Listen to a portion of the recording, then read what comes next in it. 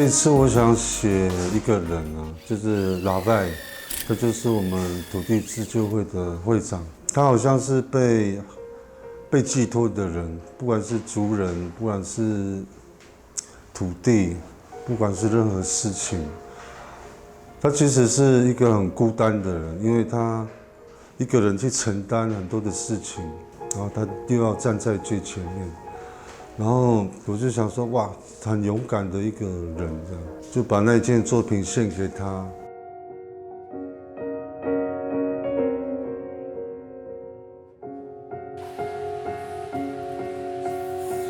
我想要呈现一种就是花东地区那种就是有点南洋风的感觉，因为我在堆叠那个油画颜料的时候啊，我觉得有点像是高更的那种画画的那个风格，就是一直叠，因为在非常短的时间内你要去完成那个作品，你就不能后。我其实也在跟时间赛跑，对，因为油画它其实材质它的特性是比较慢干的。其实飞行者这件作品呢，它其实是守护土地的一个意象，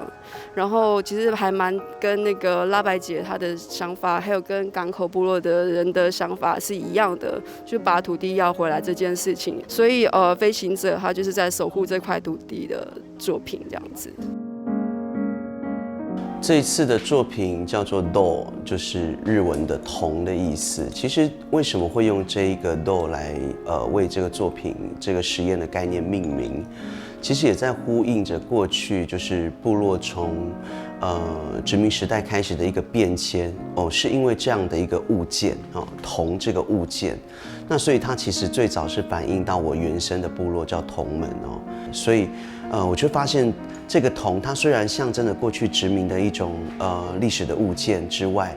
我发现它那个闪亮亮的状态，其实就像我们血淋淋之后的这一种灵魂的精神的状态，所以我觉得那个东西是被翻转出来的，所以这一次就想要用铜来做一个实验的作品，这样子。每一个族人都像一个文化的根，然后就不断的去延伸出去，然后他们的每一个人都是根，那他们所散发出来的那个能量就是一个养分，所以我的作品当中是有一个像是点滴的一个装置，那从根部往下流，它就是族人他们所散发出来的那个文化的能量注入到这片土地上面。一开始看到那个伊娜们就是去讲述他们的故事的时候，我突然觉得我不必多说什么，因为我不是常住在这里的人，我也不需要讲这些事情。那我就单纯来感受，或是那种学习的样子。所以名字就是取名为“学习你们灵魂的样子”。因为那天伊娜在分享那个辜老师，他是一个建材，也是我觉得很特别，所以我就把它当作我的基石，成为我的创作的一个最原本的东西。这次的创作理念是在讲马古达爱的陀螺，那其实它是源自于在阿美族也有一个用陀螺在协助农耕的这样的神话故事。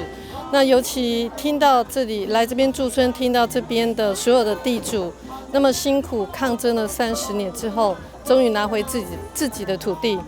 所以我觉得这是非常好的一件事情。因为我认为每一个地主就像这个陀螺一样，他尽可能的去创造出这个土地的可能性，也让土地回到它原本的这种节奏，原本它的